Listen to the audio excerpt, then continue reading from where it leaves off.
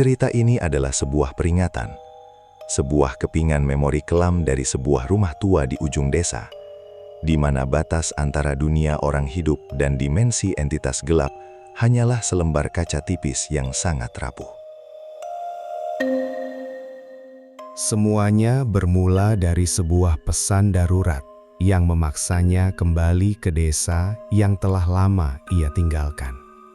Ia harus merawat satu-satunya anggota keluarga yang tersisa, yang kini terbaring tak berdaya di ambang kematian.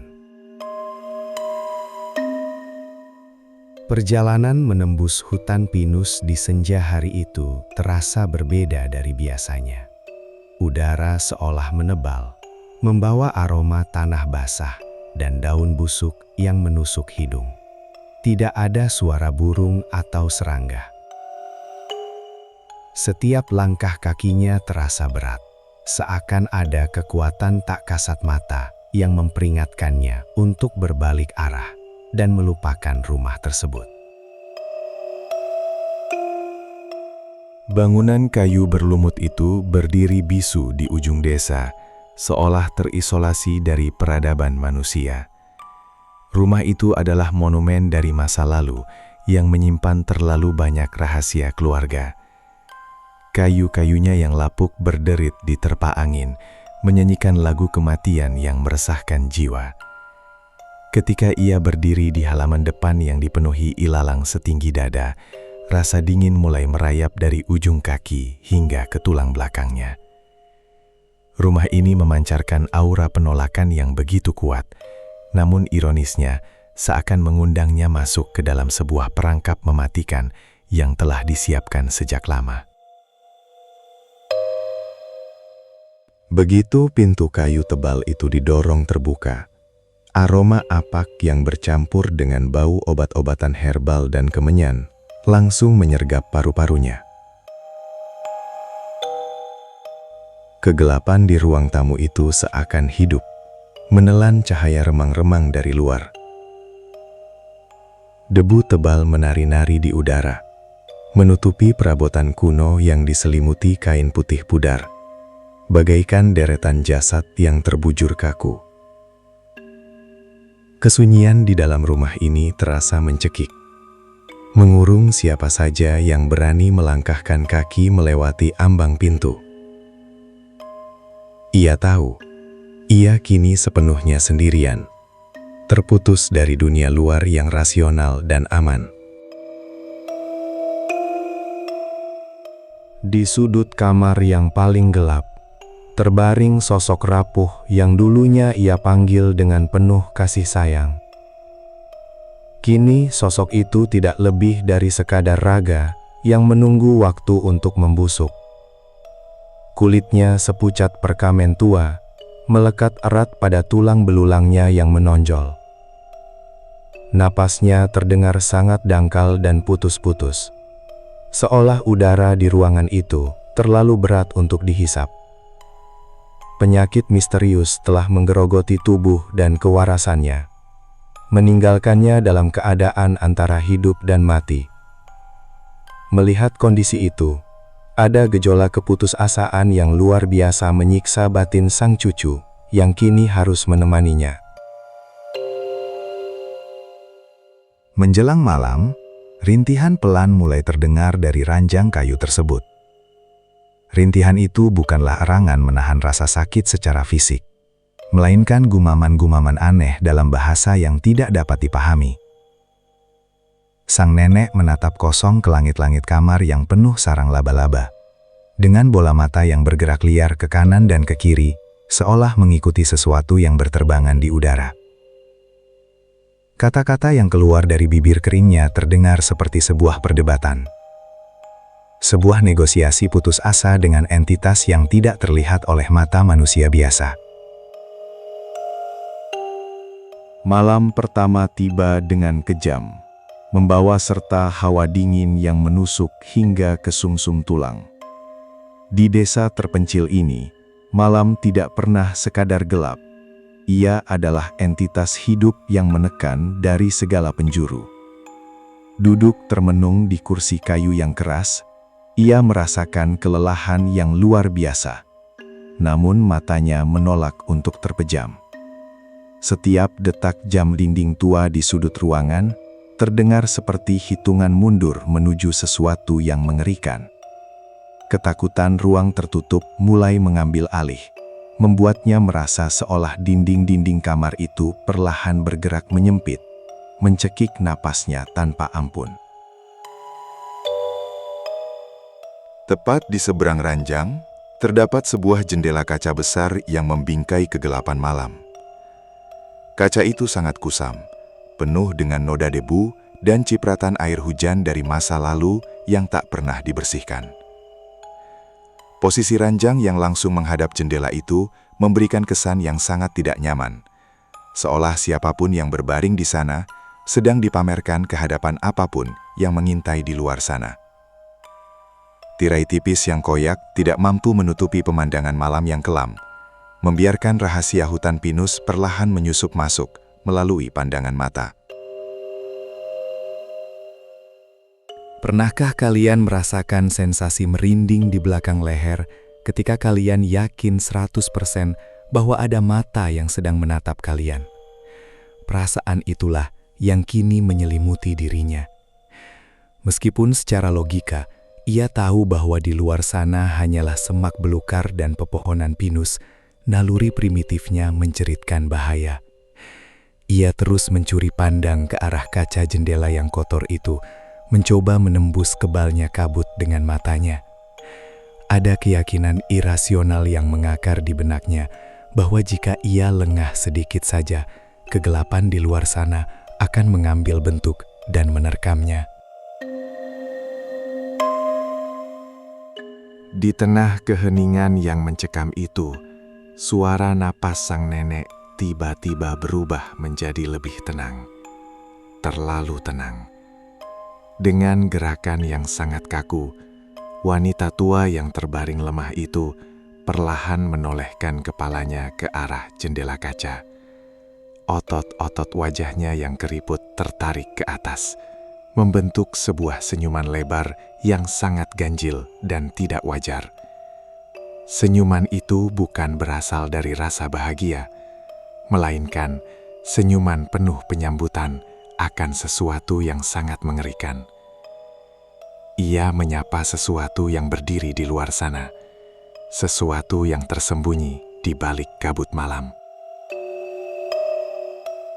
Bibir kering wanita tua itu mulai bergerak-gerak cepat, membisikkan rentetan kalimat dalam nada yang sangat rendah.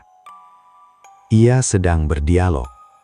Ia berbicara kepada kehampaan di luar jendela, seolah-olah ada teman lama yang datang berkunjung.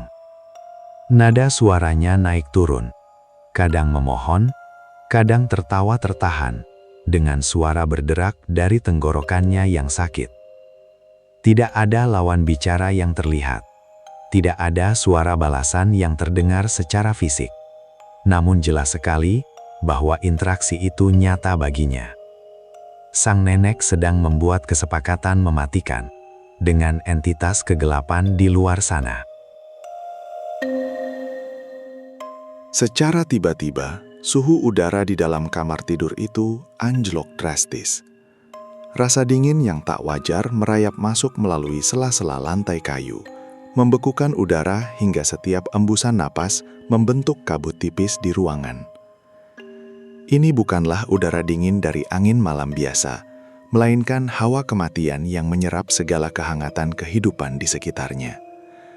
Kulitnya meremang hebat, tubuhnya menggigil tak terkendali di balik sweater rajut kebesarannya. Insting bertahannya membunyikan alarm paling keras, memperingatkan bahwa ada kehadiran energi gelap yang sangat besar tengah mendekati batas ruangan tersebut.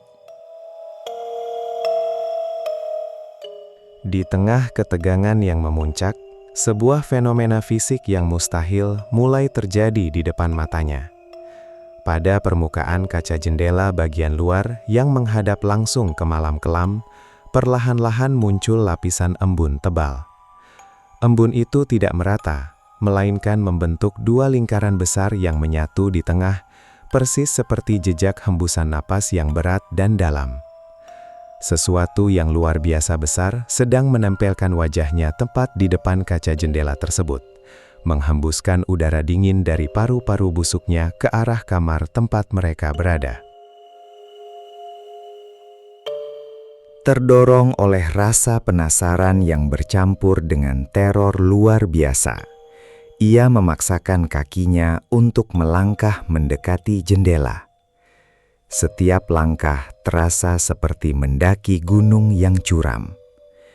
Ia harus memastikan bahwa apa yang dilihatnya hanyalah halusinasi akibat kekelelahan parah.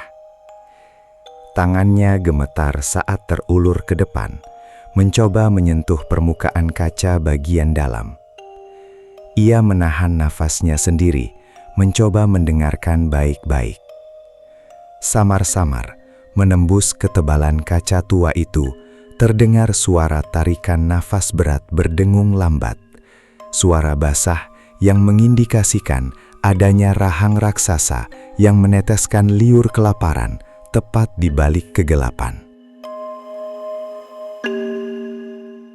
Tepat saat jaraknya hanya tersisa beberapa jengkal dari kaca, embun hembusan napas di luar sana tiba-tiba tersapu oleh sebuah sentuhan fisik. Sebuah jejak telapak tangan perlahan tercetak di permukaan kaca bagian luar. Ukurannya sama sekali tidak masuk akal untuk ukuran manusia. Jari-jarinya luar biasa panjang dan melengkung dengan ujung yang runcing, menekan kuat ke arah dalam hingga membuat kaca tebal itu bergetar pelan.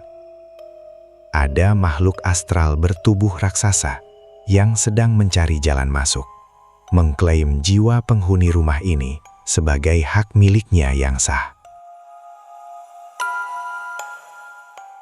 Sinar matahari pagi akhirnya menyusup melalui celah pepohonan, namun ia tidak membawa sedikit pun kehangatan atau rasa aman. Teror semalaman telah menguras habis sisa-sisa kewarasannya. Ia tidak tidur sedetik pun, terus terjaga mengawasi jendela dan merawat sang nenek yang sesekali masih tertawa kecil dalam tidurnya. Pagi di rumah terkutuk ini hanyalah jeda singkat sebelum malam kembali memeluk mereka dengan cengkraman mautnya. Kelelahan mental yang dihadapinya jauh lebih menyiksa daripada penderitaan fisik, membiarkan pikirannya berspekulasi tentang hal-hal terburuk yang akan terjadi selanjutnya. Dalam upaya putus asa untuk merasionalisasi keadaan, ia mencoba membersihkan jendela itu. Ia menggosok kaca dari bagian dalam dengan kain lap basah, berharap jejak tangan raksasa itu hanyalah noda kotoran lumpur biasa. Namun sekeras apapun ia menggosok, jejak panjang yang mengerikan itu tetap menempel erat di sisi luar kaca, mengejek usahanya yang sia-sia.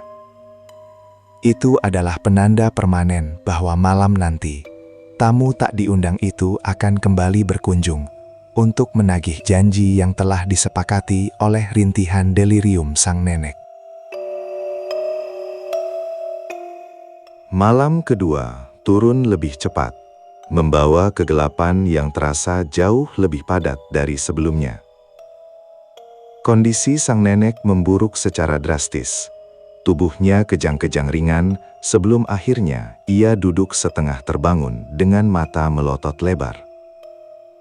Tanpa suara, tangan kurus kering berkuku panjang milik wanita tua itu terangkat kaku, menunjuk lurus ke arah jendela kaca. Jari telunjuknya gemetar menunjuk kegelapan pekat di luar sana, seolah ia sedang memperkenalkan cucunya pada sahabat lama yang akhirnya datang menjemput jiwanya di ambang kematian. Dari balik tebalnya kabut malam, kegelapan perlahan memisahkan diri menjadi bentuk yang solid. Sebuah siluet hitam pekat, sangat besar dan tidak beraturan, muncul tepat di depan kaca jendela.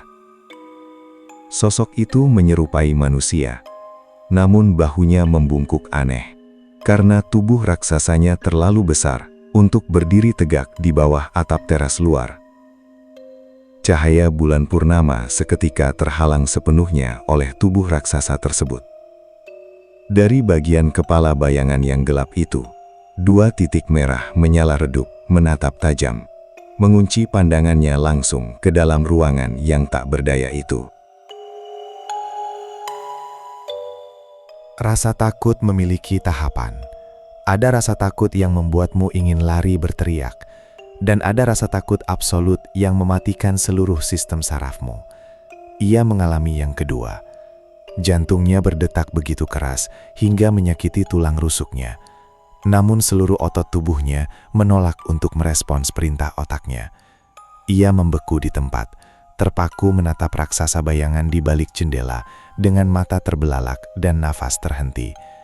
Teror primal ini mencengkram jiwanya, melucuti segala bentuk pertahanan diri, membiarkannya telanjang bulat di hadapan bahaya gaib yang mengancam nyawa. Ukuran entitas itu sama sekali tidak mematuhi hukum alam.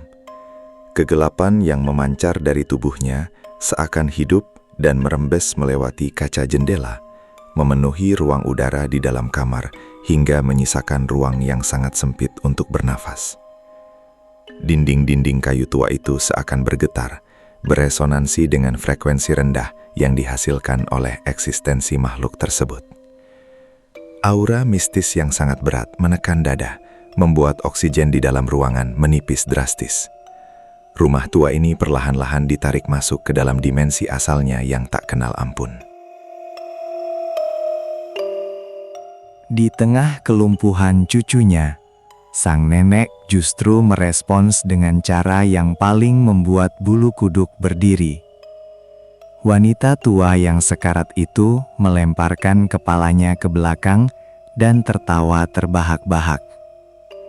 Mulutnya terbuka lebar, memperlihatkan gusi yang pucat. Raut wajahnya berkerut karena otot yang menegang. Namun tidak ada satupun suara tawa yang keluar dari tenggorokannya. Hanya keheningan yang menyayat hati. Tawa tanpa suara itu adalah bentuk persetujuan akhir, sebuah penyambutan sakral yang membebaskan entitas tersebut dari batasan dunia gaib untuk mulai beraksi menyentuh materi fisik. Ledakan adrenalin akhirnya berhasil memecah kelumpuhan fisiknya. Dengan sisa-sisa tenaga dan keputusasaan yang menggunung, ia menerjang maju menuju jendela. Pikirannya yang kacau hanya berpegang pada satu logika sederhana. Jika ia tidak bisa melihatnya, mungkin makhluk itu tidak bisa masuk. Tangannya mencengkram ujung tirai kain lusuh yang tergantung di atas bingkai kayu, menariknya sekuat tenaga melintasi kaca raksasa tersebut untuk menutup pemandangan horor di luar. Ia berharap kain tipis itu bisa menjadi perisai terakhir dari teror bayangan yang menembus jiwanya. Namun, kain tua berdebu itu sudah terlalu rapuh untuk menanggung beban tarikan yang kasar. Dengan suara robekan tajam yang menggema di ruangan sepi itu, tirai tersebut terbelah menjadi 2 dan jatuh berserakan di lantai. Ia terpelanting ke belakang, jatuh terduduk di atas lantai kayu yang keras sambil menggenggam sisa-sisa kain busuk di tangannya. Perlindungan fisik terakhirnya telah hancur berkeping-keping. Kini tidak ada lagi penghalang apapun antara dirinya dan kengerian raksasa yang menempel erat di sisi luar kaca jendela kamar neneknya. Entitas itu merespons dengan memajukan wujudnya. Ia menempelkan wajah bayangannya yang tak berbentuk tepat ke permukaan kaca bagian luar. Tidak ada hidung, tidak ada mulut, hanya massa hitam pekat yang bergolak seperti asap cair, namun padat tak tertembus. Sepasang mata merah darah tanpa pupil menyala semakin terang, mengamati mangsanya dari jarak yang sangat dekat. Hembusan nafas gaibnya yang sangat berat terdengar mendengung di telinga, merambat melalui pori-pori kayu dan kaca, membawa getaran horor yang membuat detak jantung kehilangan iramanya.